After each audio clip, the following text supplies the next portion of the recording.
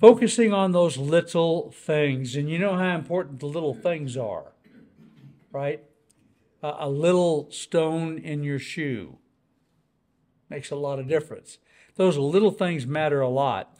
I want to look at Matthew 24 and verses 1 through 15. I want you to, as I read this, I want you to notice the different stones in the Tower of Babel that Jesus said would be put in place. Jesus went out and departed from the temple, and his disciples came to him for to show him the buildings of the temple. And Jesus said unto them, See ye not all these things? Verily I say unto you, there shall not be left here one stone upon another that shall not be thrown down. Now that's a shocking statement. The disciples would have been standing there, what? And as he sat at the Mount of Olives, the disciples came unto him privately, saying, Tell us when these things shall be, and what shall be the sign of thy coming and the end of the world. So they made a connection in their mind that maybe he was talking about end time stuff. He wasn't exactly. Verse 4, Jesus answered and said to them, Take heed that no man deceive you. For many shall come in my name, saying, I am Christ, and shall deceive many. Okay, so there's one of the bricks. False Christ. And you shall hear of wars and rumors of wars. Another brick. See that you're not troubled, for these things must come to pass, but the end is not yet. For nation shall rise against nation, and kingdom against kingdom. And there shall be famines and pestilences and earthquakes in divers places. And these are all the beginning of sorrows. Then shall they deliver you up to be afflicted, and shall kill you, and you shall be hated of all nations for my name's sake. At which point I'm surprised Peter didn't say, wait a minute. Hang on just a minute. What? And so I'm not going to read the rest of the verses, but you begin to see all of these different details are going to come to pass. And we could go into verse 15, the abomination of desolation. So this is all stuff that's going to happen during the 7-year tribulation. Not prior to it, but as we come up to that time, we're going to see those bricks begin to form before our eyes. That's what we're seeing. I was going to show you some statistics that the world poverty was steadily getting much better in the world. Hunger, poverty, everything was getting much better up until 2020. And now that has begun to reverse. Why do you think that is? COVID-19. That was a worldwide event. I'm not sure since the flood there's ever been an event that is fully worldwide the way that COVID-19 was. So that was quite the brick, if you will. Pestilences. So that's leading up to it. We're seeing these things come into focus. So I got some tidbits that I want to lead up to our Bible study. Talk about artificial intelligence. It is huge, and it's going to be a huge part of the assembling of the bricks.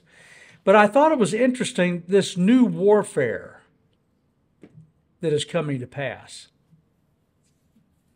So we all know about what happened in the last few days. Very interesting, to say the least. But I got to chasing down AI and the warfare that's going on there.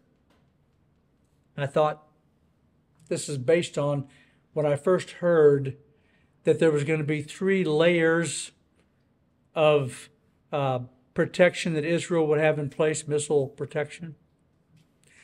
And the sheer number, like it was almost 200 missiles this time, and I don't know how many back in the spring. Do you know the computing power required for them to see that thing coming, aim at it, and hit it? I I kind of understand some of this, and I can't conceive of it. I got to thinking, artificial intelligence. That's the only way they could do it. And I found this about the war going on in Gaza. The Israeli military's bombing campaign in Gaza used a previously undisclosed AI-powered database that at one stage identified 37,000 potential targets based on their apparent links to Hamas, according to intelligence sources involved in the war. In addition to talking about their own use of the AI system, it's called Lavender, the intelligence sources claimed that the Israeli military officials permitted large numbers of Palestinian civilians to be killed, particularly during the early weeks and months of the conflict. Okay, now this is written by a left-leaning UK bunch. The answer there is, okay, they put it right next to a school. They put it right under or on top of a hospital, okay? So AI was used to figure out what can we do. Their unusually candid testimony provides a rare glimpse into the first-hand experiences of Israeli intelligence officers who have been using machine learning systems to help identify targets during the 6-month war. Israel's use of powerful AI systems in its war on Hamas has entered uncharted territory for advanced warfare, raising a host of legal and moral questions and transforming the relationship between military personnel and machines.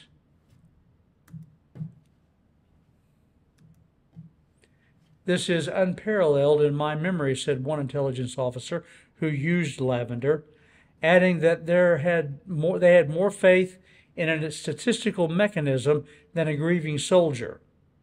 Everyone there, including me, lost people on October 7th. The machine did it coldly, and that made it easier. Now, to process that, it's as simple as this. Had it not been for AI being able to do the best job of targeting, thousands more of Gazans would have been killed. Thousands more. AI saved life in this type of warfare. Now that's a cold way of looking at it. So which would you rather have? Well, obviously from a mathematical standpoint, fewer dead.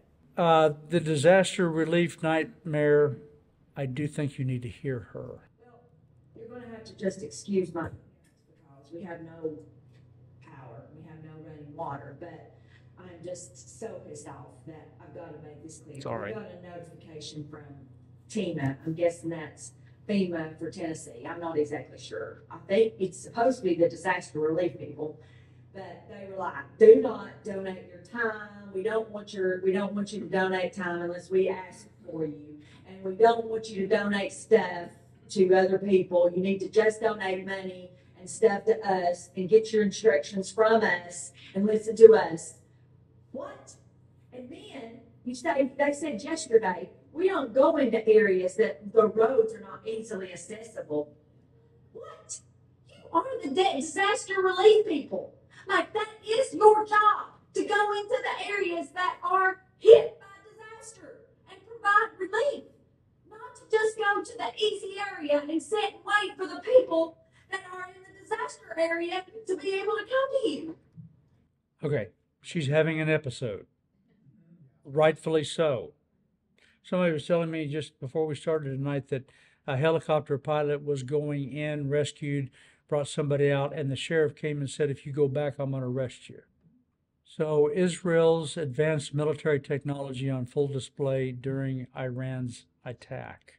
And I would just direct you to go search for that. Fox News, Israel's advanced military technology.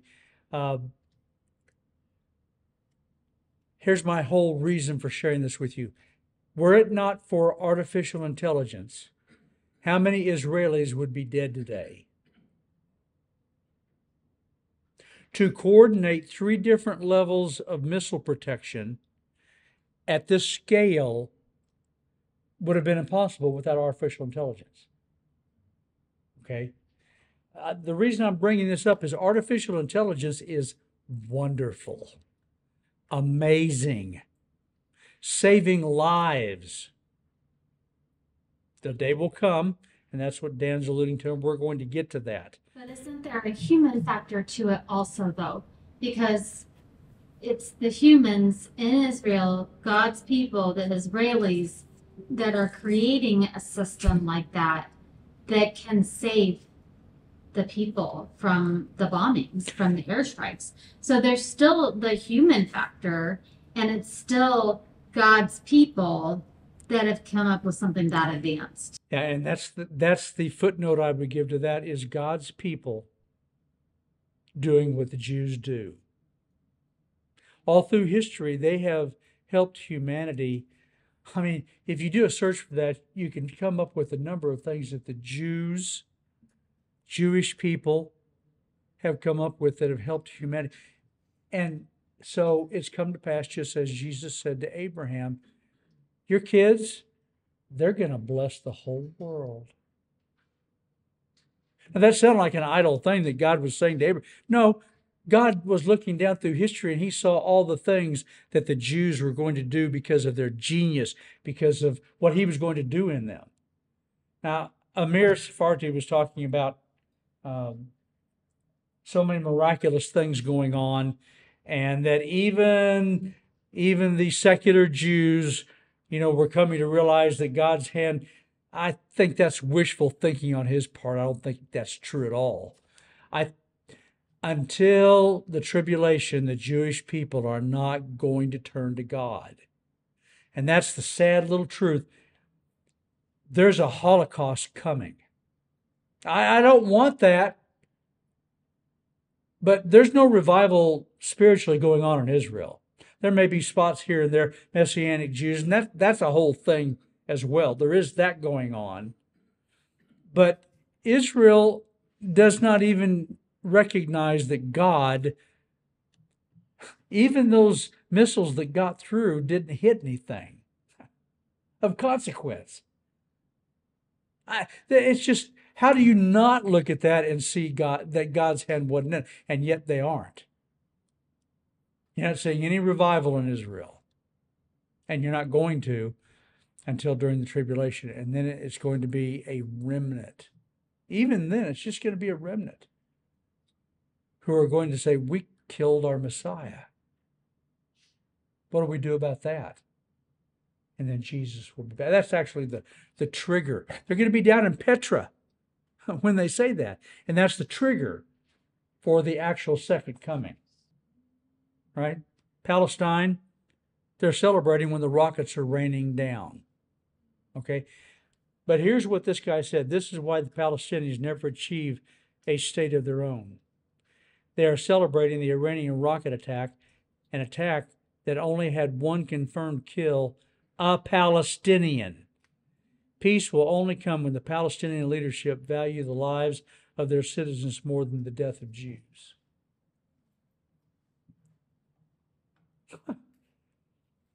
I don't even know how to really process all of that.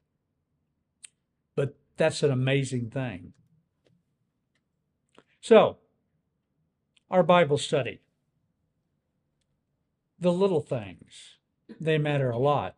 And I want you to notice in this first passage, one thing enables another. You may never have actually looked at it this way.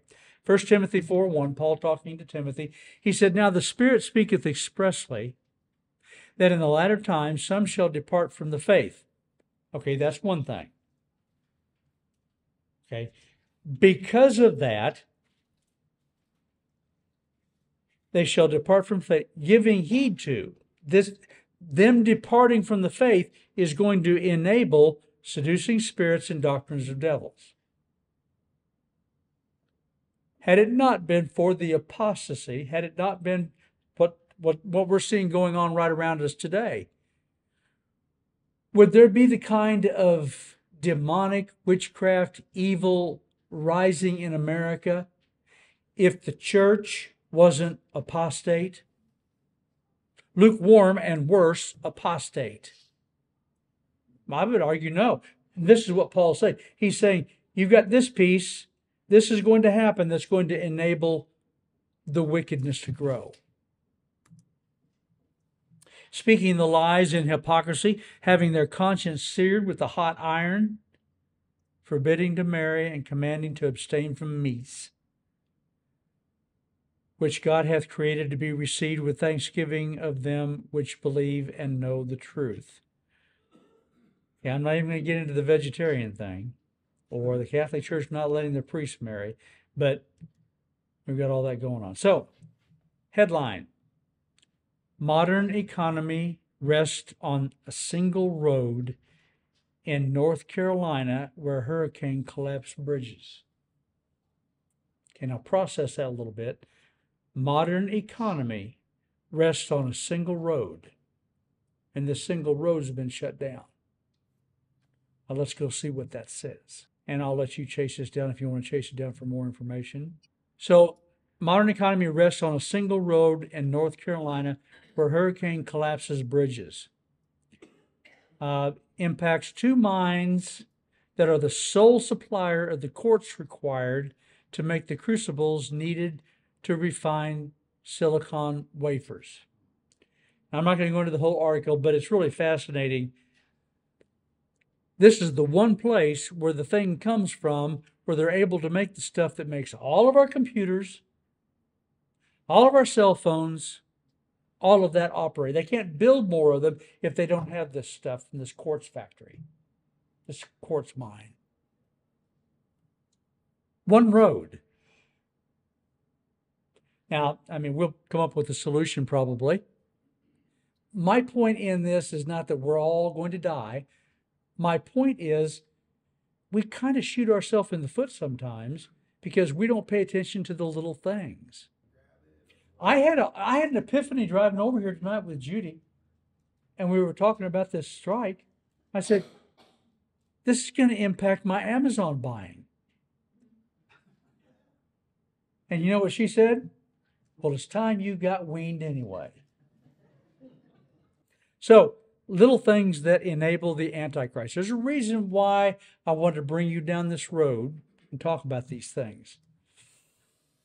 So we've talked much about the unified economy that the Antichrist is going to build, that Tower of Babel, that economic Tower of Babel, 666, you're not going to be able to buy or sell. The one world religion, the abomination of desolation. Why is that even going to be a thing? How's that going to be a worldwide thing? How's the Antichrist even going to know if you bow down and worship or if you don't? Huh? We're seeing it come to focus right now. Robotics, AI, the World Economic Forum, fake news. And when I say that, I don't mean the fake news that comes from the MAGA crowd. I mean the fake news that comes out of the White House. I mean the fake news that comes out of China. I mean the fake news that comes onto Facebook that all the, what Rush Limbaugh used to call the low information voters pay attention to. That's the real fake news. But this information access and the silencing of dissent. You remember back in Hong Kong, because of technology and the cell phones, they were able to make that begin to happen, and the Chinese government was able to get in there and find them all, and they shut it down. You may not remember that. It was big in the news if you were paying attention. So, and it will be sold to us, to use Spock's quote, the needs of the many outweigh the needs of the one. Turns out the needs of the one mattered when they went for the next Star Trek story. The needs of Spock outweighed the needs of the whole crew. So everything's in context. I'm going to focus then for the rest of our time just on one thing, one brick in this Tower of Babel that the devil, that the Antichrist is forming right before us. How many of you are into Star Trek, the original series. Anybody know much about that? Okay, so remember there was this one, there's our white kitty.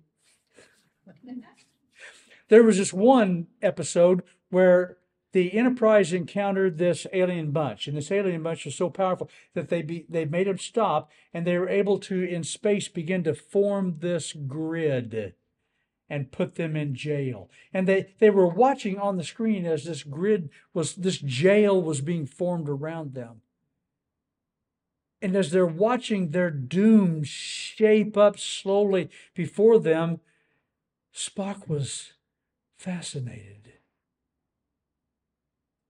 And that's kind of the way I am. I watch these things that the devil is doing, this tower that's being erected, and it really is quite amazing. It's fascinating. And yet it's going to be awful. So we're just going to focus on one thing, one brick, if you will. Smartphones. Revelation 13:13. And he doeth great wonders, so that he maketh fire come down from heaven on the earth in the sight of men, and deceiveth them that dwell on the earth by means of those miracles which he had power to do in the sight of the beast. I wonder if AI and robotics will feed into that. Saying to them that dwell on the earth, there's that phrase again, earth dwellers, that they should make an image to the beast, which had the wound of a sword and did live. And he hath power to give life unto the image of the beast. AI, robotics. That the image of the beast should both speak and cause that as many as would not worship the image of the beast should be killed. How are they going to know who doesn't worship the beast? I mean, your phone's not watching you, is it? And then I want to connect it before we actually get to telling you some chilling things about your phone. Connect that with Daniel 7:7. After this I saw in the night visions, and behold, a fourth beast. So the world Gentile rule was visualized in four beasts. Daniel now comes to see this fourth beast. Dreadful, terrible, strong exceedingly. And it had great iron teeth. Okay, now this is an alert. We're not talking about an animal. Animals don't have iron teeth. What has iron teeth? Machines. Huh? Machines. A machine. Exactly, a robot. Had iron teeth, it devoured and brake in pieces, and stamped the residue with the feet of it, and it was diverse from all the beasts that were before it. So this fourth last kingdom, this beast, is different from every other kingdom that has existed in Gentile world rule. So this word diverse in the Aramaic and the Hebrew, shenah, it means altered or changed, unnatural. Would that be anywhere in the news today? Transgenderism, almost everything that's going on in our society is humanly altered. Daniel saw all this? Yeah, because God showed it to him. So we're living in a time that's never been before. We're watching that grid being formed, that jail being formed right around us. Only, just like Peter in jail in the book of Acts, I got an angel on my side. So, let's talk about this one piece, smartphones. How many of you have a smartphone? Okay, the rest of you, you're probably off the hook. You're probably safe. But you will be amazed at those of us dumb ones that have these smartphones. So, the sensors enabling artificial intelligence to build a profile on you and you. My AI. Can I call it that? My AI. Where's my AI? There it is. My AI. My smartphone. It knows me better than Judy. You don't think so? It knows stuff about me that Judy doesn't know. It knows what I prefer on Amazon. Now she chases it quite a bit. She might kind of know, but all of the things about Doug Bradley, that AI already knows. It would probably scare me. Maybe I'll ask ChatGTP to give me my profile. Wouldn't that be an interesting search? I don't think I want to know. And you think I'm overstating it? I'm not. It knows as we go, you'll see. So my iPhone and the Android phones are just basically the same. But the Apple phones, the iPhones, if I get in a car crash, it knows it, sends a text to my family, and alerts 911. At least it's supposed to. Fall detection. If I fall down, my watch will ask me, "Did you fall?" And if I don't say something, it will call 911. And where will 911 go? Right to my watch, right to my phone. Well, interesting. I didn't know anybody was following me. And now eye tracking, and some of this stuff is with the latest phone. How many of you have an iPhone 16? I do. And I didn't ask Judy's permission either. Anyway, with the latest phone, there is eye tracking that can be enabled. It says, I don't think it's standard. You have to turn it on. But eye tracking, it knows where I'm looking at on the page. Now, why would that be valuable? Well, if they sell my stuff to marketers who want to know, I looked at that new whatever for longer than I looked at the other parts of the page, I'll get an ad on Facebook. You think I'm pushing it? This is real. Voice detection. Did you know that the NSA, because I have this new phone, it's not only listening to me, it knows you're here because your phone has Bluetooth. How do you think they found all the January 6th people? It took them a while, but the FBI chased them all down because of what I'm talking about. Voice detecting. So iPhone mirroring, that's new with the new iPhone.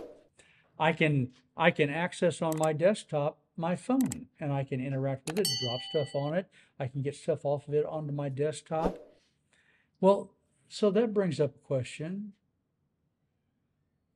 If anybody could see that beyond me. Well, Apple wouldn't do that, would they? Find my iPhone, but find my iPhone. My phone lets her voyeur me, and she knows where I am all the time. Even if I shut my phone off.